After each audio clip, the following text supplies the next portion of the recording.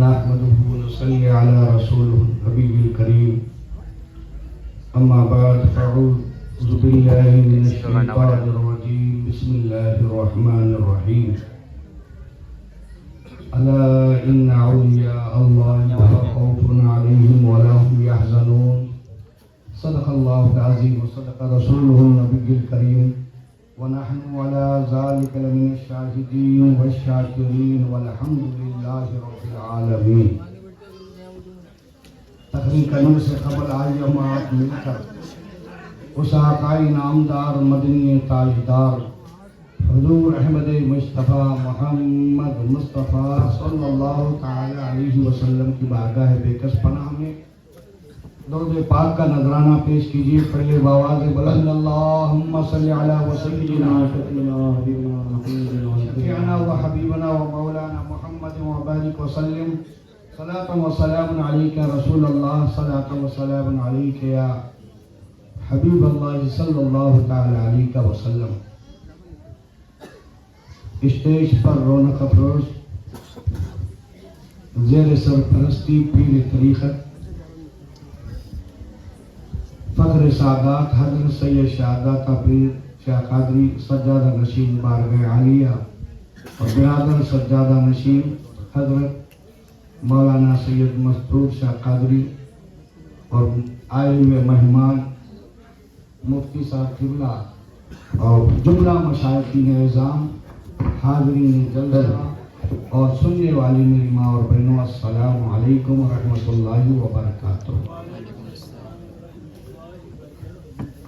تو گزشتہ مہینہ آپ نے قرآن کی تفسیر میں الرحمن الرحیم کی تفسیر سنی ہے اور آج کی اس نشست میں میرا مقصد بیان کرنا نہیں. میری طبیعت ناساز ہے, آواز صحیح نہیں ہے, مگر 10 منٹ یا 15 منٹ مریدی اور مریدی کے مجاہدے میں یہ اس لیے درس دے رہا ہوں تاکہ میرا بھی مفتی صاحب جو یہاں پر بیان کرتے ہیں کہ میرے برادر عزیز علامہ سید مسعود شاہ قادری صاحب بھی گئے حضرت کے بیان کرتے رہتے ہیں. بیان کرنے والوں میں میرا بھی نام لکھ دیا جائے اس لیے سے میں 10 منٹ بولوں گا. اسی لیے سے میرا موضوع کیا ہے, مریدی اور مریدی کے مجاہدے میں, یہ میرا موضوع ہے. صرف درس دے رہا ہوں. آپ نے اشعار سنے, نگاہ ولی میں وہ تاثیر دیکھی, نگاہ ولی میں وہ تاثیر دیکھی, بدلتی ہوئی ہزاروں کی یہ آپ جلسوں میں مسجدوں میں سنتے ہیں, جلسوں میں مسجدوں میں آپ صرف سنتے ہیں, لیکن یہ صوفیہ کی نگری ہے, سننے والی نگری نہیں, دیکھنے والی نگری ہے. یہاں مسجدوں میں سنا جاتا ہے, اولیاء اللہ کے پاس دکھایا جاتا ہے. اب یقین جانو آپ دیکھیں 2 دن یہ آج کا تیسرا دن ہے. اشعار نے کیا کہا تھا کہ نگاہ ولی میں وہ تاثیر دیکھی, نگاہ ولی میں وہ تاثیر دیکھی, بدلتی ہوئی ہزاروں کی تقریر دیکھی.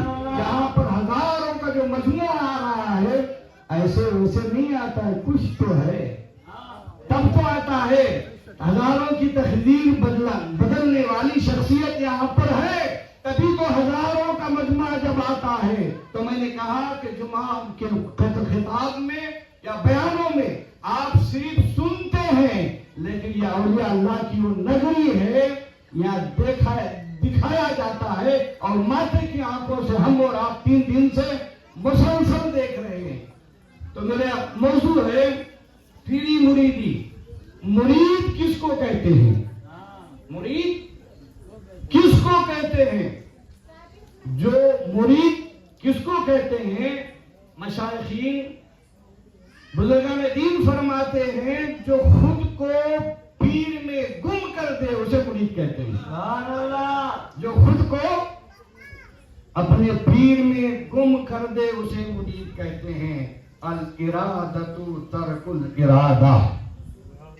اگر ارادت یعنی مریدی اپنے ارادے کا ترک کرنا ہے. مریدی اپنے ارادے کا.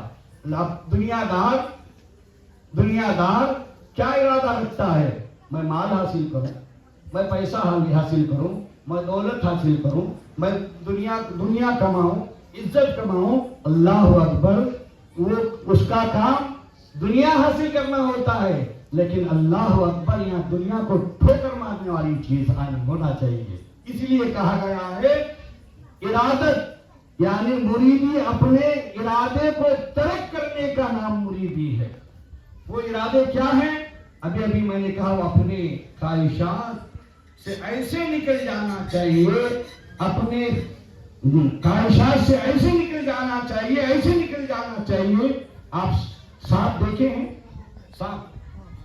سانپ کے اوپر ایک پری آتی ہے. پری.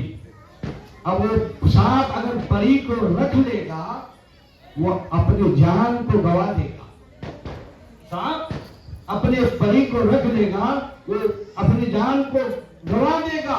جس طریقے سے سانپ اپنے پری کو نکال لیتی ہے، مرید کو بھی چاہیے اپنے خواہشات، اپنے آرزوؤں کو ایسے ہی نکال دینا چاہیے، تب وہ مرید صادق ہے. تو میرے محترم بزرگوں اور دوستوں،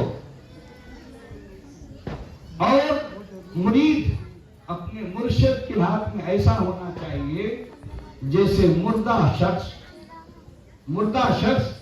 غسل دینے والے کے ہاتھ میں رہتا نا.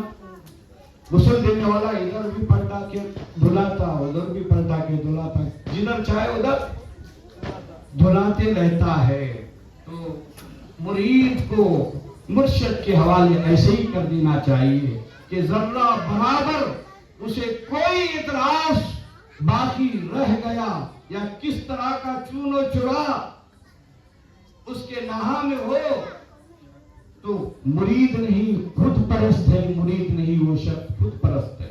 مرید بننے کے بعد اگر صاحب سجادہ کو ہی اعتراض کرنے لگ جائے کہ صاحب ایسا نہیں ویسا ہے، ایسا نہیں ویسا ہے، ارے تو خود پرست ہے، مرید پرست نہیں ہے جو مرشد پہ اعتراض کرنے والا. اب یہاں مرید بن کے تو اپنے کو مرشد کے حوالے کر دیا ہے. اب تو کون ہوتا ہے مرشد یہ کہے کہ ایسا ویسا ایسا ویسا ایسا ویسا کہنے والا؟ وہ کیا ہے؟ خود پرست ہے، مرید پرست. یہ بات بول ہی نہیں سکتا. تو جب سمجھ میں میری آ رہی نہ ہو بات سمجھ میں آ رہی کیا نہیں سمجھ میں آ رہی ہے؟ درود پاک اللہم صلی علی سیدنا و شفیعنا و حبیبنا و مولانا محمد وبارک وسلم صلاۃ و سلام علیک یا حبیب اللہ صلی اللہ تعالی علیہ وسلم. تو میں نے عرض کیا مرید پرست ہونا چاہیے. تو مرید پرست ہونا چاہیے، یہاں تک کہ ایسا مرید پرست ہونا، ایسا مرید پرست ہونا کہ وہ خدا پرست ہو جائے. قرآن کہہ رہا ہے من یطع الرسول فقد اطاع اللہ. جس نے رسول اللہ کی اطاعت کی گویا اس نے خدا کی اطاعت کی ہے. جس نے رسول اللہ کی اطاعت کی گویا اس نے خدا کی اطاعت کی ہے. تو رہبری اسی کی طرف اشارہ ہے. اور حدیث مبارکہ میں آیا گیا ہے اصحابک النجوم بأیہم اقتدیتم اہتدیتم. میرے صحابہ ستاروں کے مانند ہیں، ان میں سے جن کی اتباع کرو کامیاب ہو جاؤ گے. پیر پرستی کی علامت یہ ہے کہ مرید اپنے دین کو پیر کے دین پر فدا کر دے. توجہ چاہتا ہوں، یہ ہوا میں اڑا نہیں رہا ہوں، سنجیدگی کے ساتھ دل میں اترنے والی بات کہہ رہا ہوں. سنجیدگی کے ساتھ کیا ہونا چاہیے؟ مرید اپنے دین کو پیر کے دین پر فدا کر دے. اور اپنے دین کو فدا کر دینا کیا ہے وہ میں بتانا چاہتا ہوں. وہ کیا ہے؟ اگر پیر دین کے خلاف کوئی کام کرنے کا حکم دے، کوئی بھی یہ نہ کہے یہ خلاف دین ہے، یہ نہ کہے یہ فلاں ہے، یہ کیسے وہ کیسے، یہ نہ کہے، اللہ اکبر، اس کا اعتقاد ایسا اس کا بھروسہ اپنے پیر پر ایسا ہونا چاہیے، ایسا ہونا چاہیے، اللہ اکبر، جیسے صوفیہ فرماتے ہیں جیسے اتری ہوئی وہی نازل ہوئی ہو۔ ایسا اعتقاد، ایسا بھروسہ اپنے پیر پر ہونا چاہیے۔ اور اگر ایسا نہیں ہے، اگر کوئی مرید ایسا نہیں ہے تو اپنے مراد کا مرید ہے اور پیر کا مرید نہیں ہے۔ وہ اپنے مراد کا مرید ہے، پیر کا مرید نہیں ہے۔ تو اللہ اکبر، درود پاک پڑھ لیجیے، اللہم صلی علی سیدنا و شفیعنا و حبیبنا و مولانا محمد و بارک وسلم، صلاۃ و سلام علیک یا رسول اللہ، صلاۃ و سلام علیک یا حبیب اللہ صلی اللہ تعالی علیہ وسلم۔ اور میں یاد کر رہا تھا پیر کی، دیکھیے مرید پیر سے کیسی محبت، کیسی عقیدت رکھنا چاہیے۔ بزرگان دین اپنی کتابوں میں کیا خوب لکھتے ہیں، فرماتے ہیں پیر کی گلی کی خاک بن جا۔ کیا فرماتے ہیں؟ پیر کی گلی کی خاک یعنی مٹھی بن جا، مٹھی بن جا اور بادشاہی کر، بس اسی کا ہو جا، پھر جو چاہے کر، دنیا میں تو کامیاب ہوتا جائے۔ اور پھر بزرگان دین فرماتے ہیں، کیا کہتے ہیں، مرید کیسا ہونا چاہیے؟ ایسا جیسے دودھ پیتے بچے کو مردان راہ کے کاموں پر انکار صحیح ہے، نابالغ بچے کو دین کے اسرار اور شرع کے حقائق کی کیا خبر، نہیں سمجھے۔ انشاءاللہ میں آپ کو سمجھاؤں گا۔ اس کی مثال یہ، رات روز روشن نہیں آ سکتی، تو میں آپ کو یہ بتانا چاہوں گا، مجھے بیان کرنا نہیں بلکہ آپ کو سمجھانا ہے، میں پہلے بھی کہہ دیا۔ تو میں عرض کر رہا تھا، مریض کو یہ حق پہنچتا ہے کہ طبیب سے یہ کہے کہ یہ دوا کھاؤ، وہ دوا نہیں کھاؤ۔ اب مرید کی مثال دے رہا ہوں، مرشد کی مثال دے رہا ہوں۔ مرید مریض ہے، مرشد طبیب یعنی ڈاکٹر۔ مثال سمجھے کیا ہے بھائی؟ مرید بیمار ہے، اور ہلکی زبان میں کہوں تو مرشد ڈاکٹر ہے۔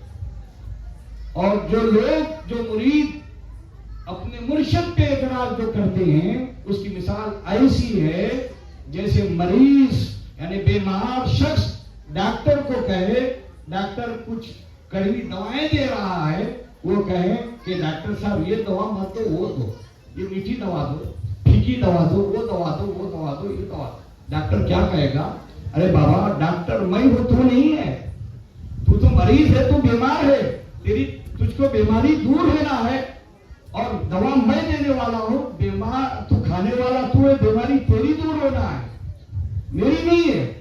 اگر بیمار شخص ڈاکٹر ہی کو یہ کہے کہ تم جو دوا دے رہے ہو وہ میں نہیں لوں گا، میں اپنی مرضی سے لوں گا، کیا وہ بیمار صحیح ہوگا؟ نہیں، ایسا شخص جلدی مر جائے گا۔ کیوں؟ کہ وہ ڈاکٹر کی بات نہیں مانا۔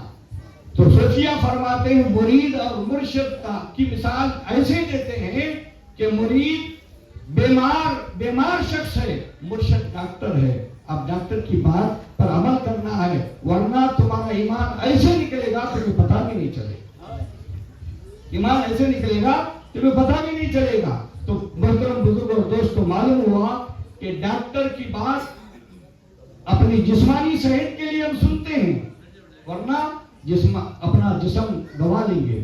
شیخ سعدی علیہ رحمٰن نے ایک واقعہ لکھا، نیم حکیم قطر جان، ایک اشعار ہے، نیم حکیم قطر جان، نیم ملا خطر ایمان۔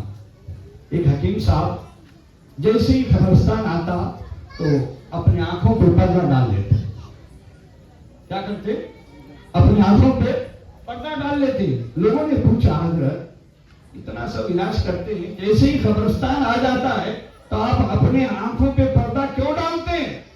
حکیم صاحب کتنی بڑی کتنی پیاری بات کہتے ہیں. کیا کہتے ہیں؟ حقیقت کہتے ہیں. آپ کہتے ہیں جتنے مردے یہاں پہ آئے ہیں میرے ہی دوا سے آئے.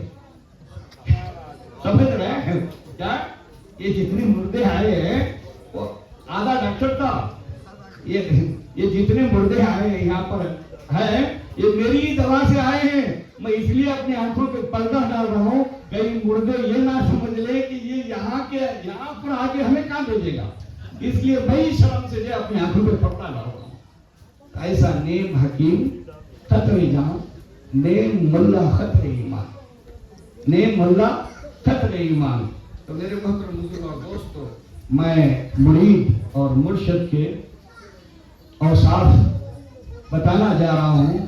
وہ ایسے ہونا چاہیے جیسے مقتدی امام کی اقتدا کرتا ہے. جانتے ہو کیا ہوتا ہے؟ نماز پڑھتے ہیں ابھی مغرب کی نماز پڑھے نا. ابھی پیچھے میں پڑھتا ہوں نماز مغرب پیچھے اس امام کے. اللہ اکبر رکعت باندھتے نا بھائی. آپ مرید مرشد سے ایسے ہو رہنا چاہیے جیسے امام اور مقتدی کا رابطہ جو ہوتا ہے. مقتدی امام کے پیچھے نماز پڑھ کر امام اللہ اکبر کہہ کے رکوع میں جائے تو مقتدی اگر اکڑ کے کھڑا رہے تو کیا اس کی نماز ہوگی؟ وہ سمع اللہ لمن حمدہ کہہ کے اٹھے اور پھر اللہ اکبر کہہ کے سجدے میں جائیں اور پھر بعد میں ہم اکڑ کے ایسے ہی کھڑا رہے. ارے دنیا میں اکڑو گے تو اکھڑ جاؤ گے، وہاں پہ اکڑو گے تو تمہاری عبادت سے بھی اکھاڑ دیا. وہاں اکڑ نہیں سکتے کیونکہ آپ امام کی اقتدا میں ہیں. تو ان کی اقتدا میں ہے تو امام چاہے جلدی پڑھے چاہے دیر سے پڑھے تو آپ امام کی اقتدا میں ہیں. جب تک نماز میں ہے اسی کی اقتدا میں رہنا پڑے گا اگر نماز ادا کرنا ہے. تو ایسے ہی اگر آپ اپنے مرید بن گئے ہیں تو مرشد تمہارا امام ہے. اب تم ان کے مقتدی ہو گئے ہیں. اب وہ چاہیں دھوپ میں کھڑا کریں، اب وہ چاہیں یا کھانا بنانے میں مصروف آپ کو کر دیں، اگر وہ چاہیں تو آپ کو جھاڑو مارنے میں مصروف کر دیں، اگر وہ چاہیں تو پبلک کو کھانا کھلانے میں مصروف کر دیں. اسی میں لگے رہنا، اس لیے کہ آپ کے امام نے آپ کو حکم دیا ہے، آپ کو ادا کرنا ہے. تو میرے محترم بزرگ اور دوستو، اب میں مختصر سے وقت میں میرا وقت ہو گیا ہے اور میں 10-15-20 سالوں سے میں یہاں پہ آ رہا ہوں. میرے برادر محترم مجھے بلاتے رہتے ہیں اور میں وقت کا پابند ہوں. عوام کو نہیں دیکھتا، میں دلوں کو دیکھنے والا ہوں. عوام کو دیکھنے والے تو اور ہیں، میں عوام نہیں دیکھتا، بابا دل دیکھتا ہوں. اس لیے کہ میرے پیر نے کیا خواب کہا ہے، دل پہ دلدار کی ہر وقت نظر رہتی ہے. کیا کہا ہے؟ دل پہ دلدار کی ہر وقت نظر رہتی ہے. ارے ان کے سرکار میں کچھ بھی نہیں نیت کے سوا. یہ بزرگوں کی بارگاہ ہے بھائی. یا عوام نہ دیکھیں، شادی ہے تو صحیح ہے. ابھی امام حسین کا واقعہ آپ پڑھیں، مثال دینے کی ضرورت نہیں. تو میرا مقصد یہی ہے کہ مرید مرشد سے رابطہ، محبت، تعلق ایسے رہنا چاہیے. اور یہ محبت تعلق ٹوٹنا نہیں چاہیے. چاہے 1000 توڑنے والے آ جائیں وہ ٹوٹ جائیں، مگر تم رابطہ پیر سے ایسا مضبوط کر لینا کہ توڑنے والے خود ٹوٹ جائیں گے، بہکانے والے خود بہک جائیں گے، مگر تم بہکنا نہیں. اور پیر کی صحبت میں رہنا، صحبت کا اثر ہوتا ہے، صحبت کا اثر ہوتا ہے. ارے جانوروں کو صحبت کا اثر ہو سکتا ہے تو ہم تو انسان ہیں، صحبت کیسا نہیں اثر ہوگا؟ آپ بولیں گے کیسے بھائی، جانوروں کو کیسا اثر ہوتا؟ میں آپ کو ایک مثال دے کر میں اپنی جگہ لے لوں. اب دیکھیں جانوروں کو اس صحبت کا اثر ہو سکتا ہے تو ہم تو انسان ہیں، اللہ نے ہمیں اشرف المخلوقات بنا کر پیدا کیا. جب ہم میں اور جانوروں میں زمین اور آسمان کا فرق ہے. جب جانور صحبت کا اثر لے سکتا ہے تو ہم انسان کیسے نہیں لے سکتے؟ آپ بولیں گے وہ کیسے؟ آپ جانتے ہیں مرغی کو جانتے ہیں نا؟ مرغی کے 10 انڈوں کو کسی مرغی کے پیٹ کے نیچے صحبت میں رکھو، ہے نا بھائی؟ کیا جاتا بھائی؟ मुर्गी के अंडों को मुर्गी के सोहबत में रखेंगे, 10 दिन, 15 दिन, 21 दिन में वो सोहबत का वो असर होगा कि वो अंडे जिसमें ना देने की ताकत ना लेने की ताकत, कुछ भी नहीं, बेजान अंडे में। अंडा जान वाला है क्या भाई? बोलो भाई, बात समझ में आ रही ना? अंडा जान वाला नहीं, बेजान। जब अंडा बेजान रह के एक जान वाली जानवर के सोहबत के पेट के सोहबत में 21 दिन रहा तो बेजान में जान आ जाए, तो ऐसे मेरे दोस्तों और बुजुर्गों सोचो, जब एक जानवर की सोहबत में 21 दिन अंडा रहकर जान पैदा हो सकती है, तो इंसान अशरफुल मखलूकात है, इंसान अशरफुल मखलूकात है। अगर वो पीर की सोहबत में रहकर वो भी पीर कामिल नहीं होगा तो और क्या होगा? इसलिए किसी शायर ने कहा है, निगाह है वली में वो तासीर देखी, बदलती हुई हजारों की तकदीर हमने आंखों से देखी। वाखिर दावाना अल्हम्दुलिल्लाहि रब्बिल आलमीन। खूब की शहर चला, खूब चने शात रहे, बागवान जाता हम गुलशन तेरा आबाद रहे। वो मालीना इल्लल बलाग। अस्सलामु अलैकुम व रहमतुल्लाहि व बरकातुहू।